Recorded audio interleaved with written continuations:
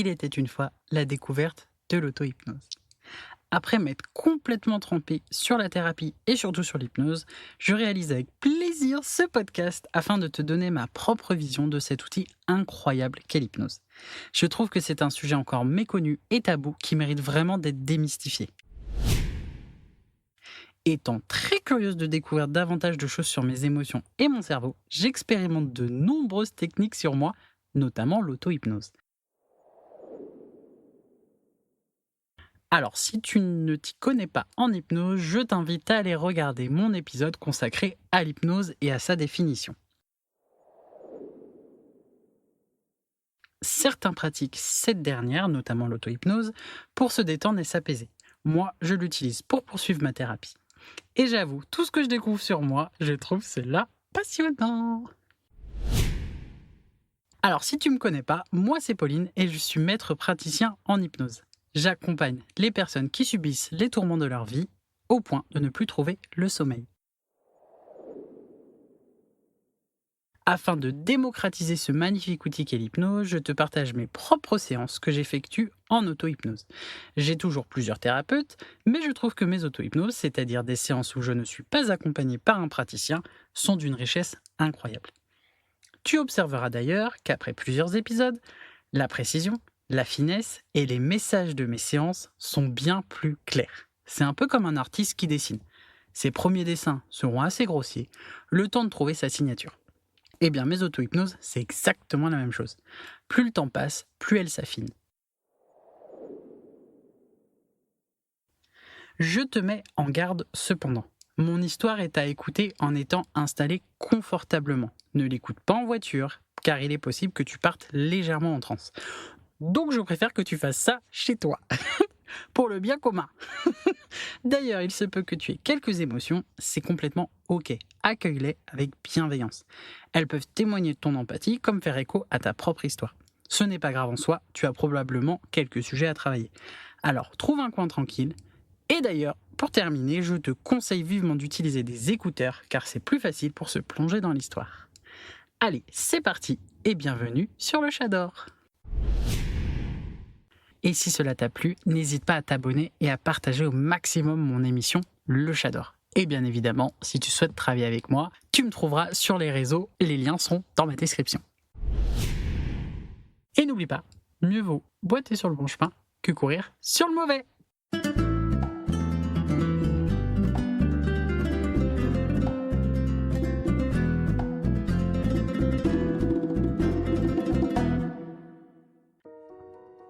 Épisode 11. Se libérer de son passé. J'ai du mal à me lancer dans mon auto-hypnose. 10 jours que je n'en ai pas réalisé, ce qui était un record depuis que j'ai commencé il y a 3 mois. Pourtant, je sens que j'en ai besoin. Il y a des signes de stress, des émotions. En revanche, je sais reconnaître quand je me ronge les ongles ou encore que je me mords la lèvre. Même si je ne ressens pas encore totalement mes émotions dans mon corps, je sais en détecter les signes. Alors c'est parti, au petit matin, dès le réveil, je mets une musique afin d'utiliser sa mélodie pour accentuer mon état de conscience modifié. Je choisis la chanson Voyage, Voyage, un remix au piano très doux qui, je le sais, va me permettre d'évacuer. Je parviens difficilement à savoir où on va me mener le travail du jour. Mais je ne m'en offusque pas et je me plonge dans ma détente. Je respire profondément et patiemment. Ce n'est pas mon fort d'être patiente, surtout avec moi-même. Et pourtant, je prends quand même le temps. Je sais que cela va me donner des réponses et surtout des nouvelles questions. Alors je prends le temps et j'apprends. Le début de mon auto-hypnose est très confus, je dois l'avouer. Plusieurs choses se mélangent et mes pensées vagabondent dans tous les sens. Je prends le temps de me plonger encore plus profondément dans mon hypnose. Un peu comme un plongeur qui descend, palier par palier, étape par étapes. Je parviens à l'état de détente désiré, et les larmes arrivent. Je sais que je suis au bon endroit, au bon moment et au bon palier. Je suis sur ma plage, même si pour le coup, je sens qu'elle n'a pas grande importance. Elle est là et peu m'importe. Je sens des larmes rouler sur mes joues. Je ne sais pas encore à quoi elles se rattachent d'ailleurs. Je suis bien déterminé à le découvrir avec bienveillance. Je répète souvent ce mot bienveillance aujourd'hui, car je pense qu'il est le maître mot de ma séance du jour. Bienveillance et amour de soi. Ce sont des termes qu'il est facile d'appliquer envers autrui, et pourtant pour moi si difficile envers moi-même. Alors je prends le temps de décrypter, d'écouter pour ressentir et comprendre. La musique continue de défiler, telle une tendre brise qui caresse mon visage, accompagnée de mes larmes, chaudes et relativement lentes. Je ne pleure pas avec force, comme par le passé. Je pleure au présent. Je crois comprendre que je suis fatigué d'attendre pour vivre ce que j'ai à vivre. Alors je suis sur ma plage. Petite Pauline apparaît furtivement, avant de disparaître aussi rapidement. Je cherche à comprendre ce que je dois comprendre. Je tourne sur moi-même et je vois apparaître Mathias. Il ne porte pas son sourire habituel. J'ai même du mal à le voir correctement. Même si je n'ose me l'avouer, je sais que bientôt, je ne le verrai plus, même dans mes auto-hypnoses. En comprenant cela, quelques larmes poursuivent leur chemin sur mes joues, jusqu'à mon cou, lentement, tendrement. Elles sont synonymes de l'amour que nous avons partagé. À cet instant, Mathias me dit « Si tu pouvais t'aimer autant que je t'ai aimé ». Je remarque que ce n'est pas la première fois qu'il me le dit. Et pourtant, j'ai toujours autant de mal à l'envisager. Je continue de l'écouter, car je sais qu'il incarne une certaine sagesse. Il poursuit « Tu ne peux faire la même erreur que moi, c'est-à-dire avoir peur d'être heureuse, avoir peur de danser ta vie. Tu mérites d'être remplie de bonheur, comme tu es capable d'en donner. Tu mérites d'être épanouie, simplement. » En écoutant ces mots, je commence à sentir que la vague d'émotions arrive. Elle ne semble pas particulièrement douloureuse, elle doit juste être traversée. Je l'accueille donc, en rencontrant quelques difficultés à reprendre mon souffle. Je l'accueille, les bras ouverts. Je suis heureuse car je n'ai presque pas besoin d'intervenir en tant que praticien.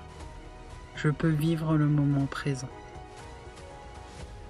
Je serre fort Mathias dans mes bras, en le remerciant d'un profond regard. Les mots ne servent à rien dans ces moments. En me détachant de Mathias, je remarque qu'il y a un avion sur la piste. J'adore les avions, donc je m'en approche. Mathias me suit. Voulant grimper dedans, Mathias m'en dissuade, en précisant qu'il n'y aura pas de retour en arrière possible. Il me dit « Si tu montes dans cet avion, ce que tu abandonneras ne pourra être récupéré. » Je comprends que je vais effectuer un voyage du héros. Je n'en ai pas réalisé depuis presque 2 ans, donc je suis heureuse d'en faire un nouveau. Il sera différent, car je suis bien différente aujourd'hui. J'accepte donc et prends la décision de monter dans l'avion. Ce dernier est relativement récent et comporte une petite dizaine de places. Je le trouve très grand, sachant que Mathias a refusé de monter avec moi. Petite Pauline s'est installée quelques secondes à ma droite, pour disparaître aussi vite. Je crois qu'elle voulait juste étancher sa curiosité. Elle me fait rire, elle et son indépendance. Je me concentre de nouveau sur l'avion et comprends que si je décolle, je ne serai plus la même. Je mets donc les gaz et décolle relativement vite. Je ne profite pas vraiment du moment. Mon attention est surtout centrée sur les nuages, épais et sombres, en face de moi. J'arrive à comprendre qu'ils représentent ma météo interne. En prenant le temps, je vois qu'ils ne sont pas si sombres que cela. Ils sont certes gris foncé pour certains, et gris clair pour d'autres. Cela dit, ils laissent passer la lumière. C'est un beau tableau. Je décide de prendre encore plus d'altitude. Je remarque d'ailleurs que ma trajectoire se dirige vers l'espace. Je commence à légèrement paniquer, en comprenant que je ne pourrai pas faire atterrir mon avion. La seule issue sera donc de sauter en parachute. Voyant que je n'ai plus besoin de contrôler l'avion, qui ne semble pas changer de trajectoire, je lâche les commandes. Je me tourne et je constate qu'il y a un homme, très barbu, à l'arrière de l'avion. Il ressemble un peu à Dumbledore, ou alors à Gandalf, si tu t'y connais davantage. C'est difficile d'avoir une image nette de son visage, mais j'avoue que ça n'a pas grande importance. Il incarne la sagesse, c'est tout ce que je sais, et ça me suffit. En m'approchant, je comprends qu'il est plus que cela. Il est l'omniscience. Je ne l'ai jamais rencontré par le passé. Je lui demande donc ce qu'il vient faire. Il sourit mais ne répond pas. Je regarde donc autour de moi et remarque que la porte de l'avion est ouverte et que j'ai un parachute sur le dos. Cela me confirme que la seule issue est bien de sauter. Avant d'effectuer mon grand plongeon, je constate que l'image de l'avion est en noir et blanc, ce qui n'était pas le cas au décollage. Je ne comprends pas tout de suite, mais pour l'avoir déjà vécu, j'envisage que cela a un rapport avec un chapitre de ma vie que je dois clôturer. Une image arrive d'un seul coup, et c'est le souvenir, réel, d'une vidéo de moi et de mon cheval, qui date de la veille. Je le faisais travailler afin qu'il retrouve une bonne mobilité des hanches. En regardant cette vidéo, et surtout en me regardant, je n'ai pas eu de dégoût, comme j'en ai eu pendant 20 ans. En revanche, j'ai eu une profonde tristesse. Tristesse d'avoir fait tant de mal à mon propre corps. Tristesse de l'avoir tant fait payer pour chaque souffrance que j'ai traversée. Je ne me blâme pas, je réalise juste un constat. Je m'assois donc sur le bord de l'avion, prête à sauter, les yeux remplis de larmes. À ce moment, Mathias apparaît à mes côtés et me prend la main. Un geste de réconfort, d'encouragement, rempli de tendresse. L'émotion arrive de nouveau. Les larmes retrouvent le chemin de mes joues, doucement et tendrement. Mathias jette un regard en arrière et m'invite à en faire autant. Je me remets donc sur mes pieds. Je prends le temps d'observer les passagers, fraîchement arrivés de l'avion. Il y a en face de moi 3 Paulines que je ne connais pas. Pauline qui mange pour se remplir, Pauline recroquevillée, effrayée d'être elle-même, et Pauline qui est incapable de s'aimer. Elles incarnent ma relation avec la nourriture, mes peurs de me libérer de mes propres entraves, et l'amour de soi. Elles sont d'ailleurs toutes les 3 en noir et blanc. Je m'attarde sur chacune d'entre elles. Pauline qui mange pour se remplir me fait tellement de peine. Je ne la déteste pas, je ne lui en veux pas. Je suis simplement profondément désolé de voir sa profonde souffrance. Elle mange pour remplir le vide abyssal de son passé. Elle paraît tellement triste, tellement fatiguée. Cela dit, c'est une Pauline adulte que j'observe, et pas petite Pauline. C'est une bonne chose en soi, même si c'est douloureux. En me tournant pour voir où se dirige l'avion, je remarque qu'il y a 2 personnes dans les sièges avant. Mon père et ma mère. Je suis surprise, mais j'analyse rapidement que c'est logique. Mon père, qui a souvent été aux abonnés absents, même lorsqu'il nous honorait de sa présence. Ma mère, qui a tout donné pour obtenir l'amour de son mari. Je souris car en observant la scène, je vois que c'est une métaphore symbolique, un peu triste.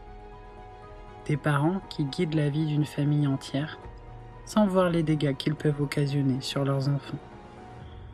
L'heure des reproches est dépassée depuis très longtemps me concernant. Cela dit, les dégâts sont encore bien présents. Peu importe les responsables, je suis là pour travailler sur tout cela, donc je me concentre de nouveau. En regardant les 3 Paulines en noir et blanc, à ma gauche, je vois qu'il y a 3 nouvelles Paulines sur les sièges de droite. Cette fois-ci, elles sont en couleur.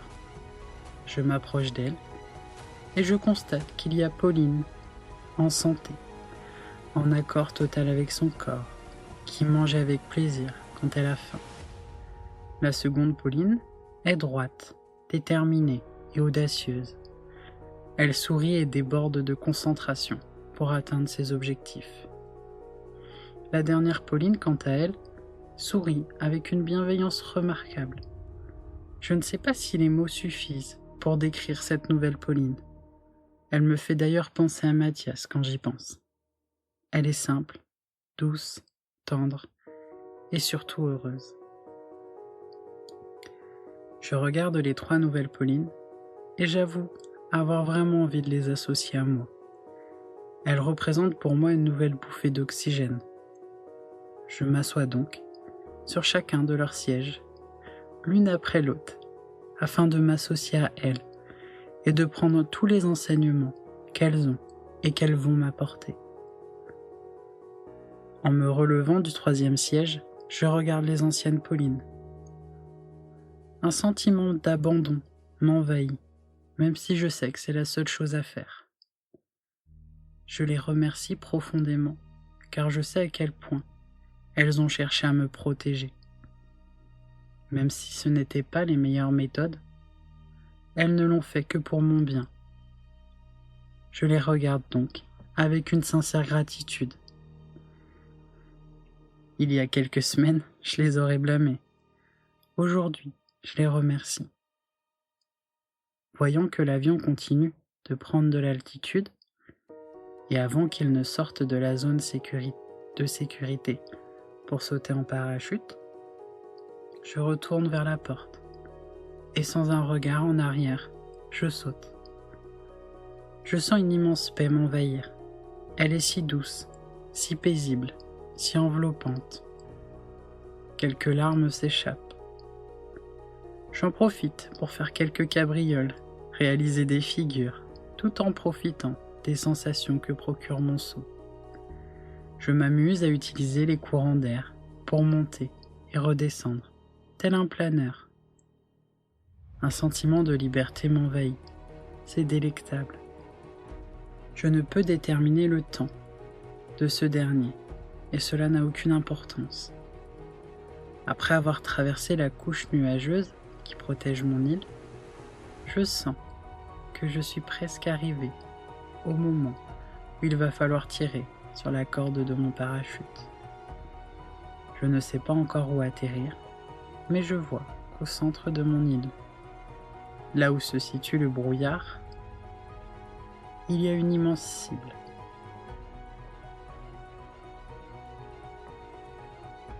Je suis étonné car il reste de nombreuses épreuves à passer. Pourtant, c'est cet endroit qui m'attire. Je me concentre donc, tire sur les cordes du parachute, puis me dirige délicatement vers la cible. Elle comporte des points de précision, comme un jeu de fléchettes. Je souris, car j'ai bien l'intention d'atterrir en son centre. Je prends le temps, et j'arrive, d'une délicatesse dont je ne me soupçonnais pas d'ailleurs, au point central de la cible. Je repousse le parachute sur le côté et je reprends mon souffle. À cet instant, un télescope apparaît à mes côtés. Je regarde dedans. Il est dirigé précisément sur mon avion qui continue sa course vers l'espace avec ses 5 passagers. D'ailleurs, l'avion comporte 2 mots inscrits en rouge, passé et chaîne. À l'instant où j'assimile la symbolique, l'avion disparaît derrière une couche nuageuse très haute. Je sais qu'il va continuer jusqu'à sortir de l'atmosphère et bien plus encore. Je sais que je ne le reverrai pas et j'en suis heureuse. Les parties de moi qui n'avaient plus lieu d'exister et les 2 parties de mes parents qui m'ont fait du mal se sont envolées avec lui. Le télescope disparaît, devenu maintenant inutile. Je regarde autour de moi, dans cette pièce aussi ronde que la cible. Je vois que 3 immenses miroirs tapissent les murs. Ils comportent tous les 3 un nom: amour de soi, audace, santé. Je me regarde, moi, déjà changée, déjà heureuse, audacieuse et en pleine santé. Je me sens bien, je me sens belle.